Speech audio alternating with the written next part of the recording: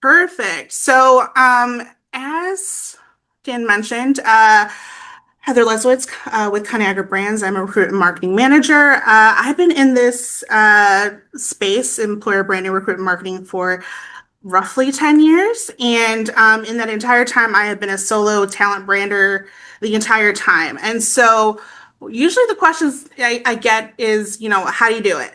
And so, I'm just acknowledging being a team of one is hard. And some of that is because we wear so many hats as employer branders, as recruitment marketers, just a few of them right here. And, sometimes you have to weigh as a solo talent brander, as a team of one, everything that you have to do to get to putting your brand out there and getting people out there. So I also want to acknowledge that you can't do it all. Sometimes solo talent branders need to know that because the fact is you actually really want to do it all. And so I say you can't do it all, at least not all at once. So you have to sort of weigh things. And so when I think about putting, what my projects are, what am I going to take hold of, I have this sort of four-step process to think about things. So do an assessment. Where are you at? What are your business goals? What is the process for getting things done? Do you have a budget? And a lot of the times you don't, especially if you're a solo talent brander. Do you have the skills? Do you have the time to do it? And then from there, follow the data. A lot of the times I have people coming to me and like, I want a landing page. Well, do we have a lot of people searching for that on our website? Do we have, the resources to build it out? Because like wanting it is different than actually having a fully comprised campaign or website. And then, is this something you can continue to build on later? And then I always think about the low-hanging fruit. What are the small things that can actually have a big impact? These are what I have to build on top of. And then I always say get things 80% of the way there. A lot of people focus on perfection, and perfection means that there's no improvement. Perfection means like, I'm done, I'm going to walk away. 80% of the way there means that you can always improve, you can always grow. And that is something that I really think you need to do because like you can sit there in decision paralysis a lot of the time. And so hopefully the other tips that I'm going to be going over coming up will actually hit on both the solo talent branders, the small marketing teams, and then just sort of remind people who are in the bigger teams that there's still like little things you can do. So let's start with meet everyone. Seems like the simplest thing in the world, but you want to create connections, especially in this space. You really want to meet everyone and see what the pain points are, see where you can step in, because a lot of the times I tell people, if I'm not helping people recruit, I'm not doing my job. So I want to meet everyone, but also when I'm meeting people, I want to make sure that, is there a way we can collaborate? Is there a way that you're building something and I can build off of it? Is it something that I can take from you and like repurpose? So recruiters, brand, comms teams, sustainability teams, active employees on social. There's so many people here you can meet. And it could just also be, people at the front desk. Like there are people that you can have great conversations with about impact. You should know the difference between a job ad and a job description. Because there is a big difference. And you got to think about the job ad as that first space that a lot of candidates will find you. And so I think about it this way. Job description is the recipe.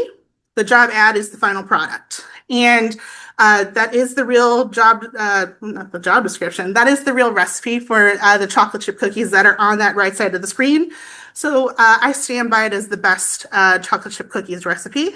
But when you're thinking about it, the job description is the back end. That is the recipe for everything. That is what goes into recruiting that next person you want at the company. But then when you're thinking about the job ad, it's the thing that's in the display case. It's the thing that people are going to come up to and actually see out there. But also it's showing people I'm selling chocolate chip cookies. I'm not selling snickerdoodles. I'm not selling sugar cookies. So if that's not the cookie you want, or that is not the job you want, maybe you should self-select out. And so think about it a little bit more. Job description is focused on your company and what they want in their next employee, and a job ad is focused on the candidate and what they want. Think like a journalist. So I will just admit I am a former journalist. So that is actually helps what I'm doing with content and storytelling and how I approach things. But you have to sort of give the reader or the candidate what they want. And I always focus on the five W's and the H. So who, what, where, when, why, and how. If you give someone all of that information up front, you can sort of, again, make them self-select out or make them choose you. And uh, these are the great ways to do things for both written and visual formats. So keep that in mind because you want to make sure that you don't have a candidate leaving with questions. You want to build an employer brand toolkit. And this employer brand toolkit or recruitment marketing toolkit, whichever you prefer, should be going out to your stakeholders, and it's something you can build off of. So what should you build? So these are some of the examples that I've built for different levels of our company. So it's from early talent to hourly and high volume hiring to corporate recruiting. But if you notice, like a lot of them look the same because I want to make sure that I can make things replicable and I can actually, take something that's meant for one location and build it off for another. And a lot of these I build in a toolkit that I will give them access to and make them, want to use things for them. So I continue to build this. I can continue to make things, but I can localize it as well. There's a difference between an employer brand toolkit and a personal employer brand toolkit. So when I'm thinking about a personal employer brand toolkit, these are the things that I'm bringing to what I'm doing. So what's in my toolkit? The vendors I work with, the tools I know how to use, the organizations I'm working with, peers, so people on this call, what skills I have, what resources I have out there, books. So James talked about his book earlier. And conferences that I go to. These are things that are in my toolkit that I'm bringing with me wherever I go. And so a lot of it does come in from my past as well. So my experiences prior to becoming EBRM, that's what's in my toolkit. So you sort of have to sit down and do a self-audit of what you have. And then also think about the skills that you want to grow. Maybe there's a course you could take, a certification, talk to someone. Those are the different toolkits you have there. Also seems simple, but build a recruitment marketing calendar. This will keep you on track. This will give you new ideas. And when I'm thinking about it, know what you will have. So, it could be specific pushes or campaigns. It could be they have specific days that happen every year, and you can build off of that. What is the comms team promoting? So a lot of the times I'll work with our comms team and see what they have that could be interesting for a candidate. And then ideas that have potential. So I'm probably not going to use National Puppy Day, but someone else that's maybe working in a vet clinic or volunteering, they could use that. National Salesperson Day. A lot of our companies have salespeople. How do you go about celebrating that? And then be able to plan it out in advance. The buzzword, use AI. Focus on originality and where human touch is required. So when I'm thinking about things like this, I'm always going to go to AI with my thought first. And then I might look at it and see what AI will come up with. And I don't want to start with just give me an idea. I want to give the idea to it and then see, maybe I'll choose mine instead. But a few more things with AI that I'm doing. I do have a section in the settings that I think everyone should fill out. Tell AI how you want it to interact with you. This is my exact paragraph. I tweak it every once in a while because I don't really want confirmation bias because AI is going to be telling you you're the greatest thing since sliced bread. But I want it to fight me. If my idea sucks, tell me. So I wanted to do these different things. Few other ways I use it, business intelligence. So I actually have different newsletters that talk about our industry or see like we'll do a scan. I ask it to act like a candidate, and I've actually found mistakes on my website this way. Um, and then I also wanted to assess me and make sure that it has the right picture of what who I am and what I'm looking for. And then I'll actually feed it different things. So I've actually fed it my personality types, other things that I'm interested in, some hobbies and interests, and then it can sort of boil that down.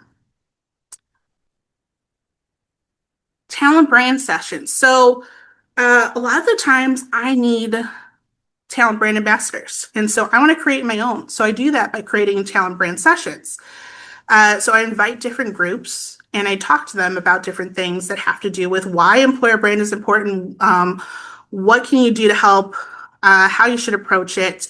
And then I always make sure to give something back to them. So I make sure there's a with them part. And so a lot of the times it's, let's talk about your personal brand. Here's a banner. I'm always willing to look at someone's LinkedIn profile and be like, here's a couple ways you can improve. Because then having someone who's out there doing these things will only help me or the company. Read the reviews.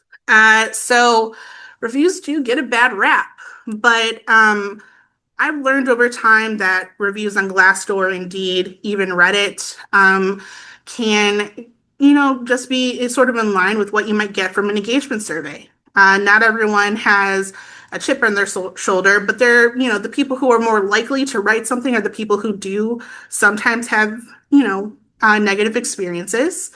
But I look up all these different things and read through all of them.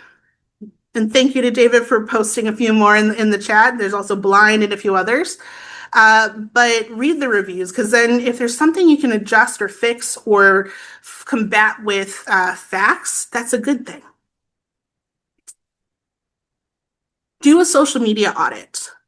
You want to make sure that anyone who is in your audience can actually go to different people's profiles and see what's out there. And so some of the people you should start with are your biggest advocates or stakeholders, and just do a double check on things. Correct branding, recent headshot, public profile. Are they active? Are they actually tied to the right company? Because sometimes when you have M&As, they don't actually change their profiles. Are they actually helping with the hiring? Are they posting? See if they have some of these things, and that's actually going to help with the who they find out on social.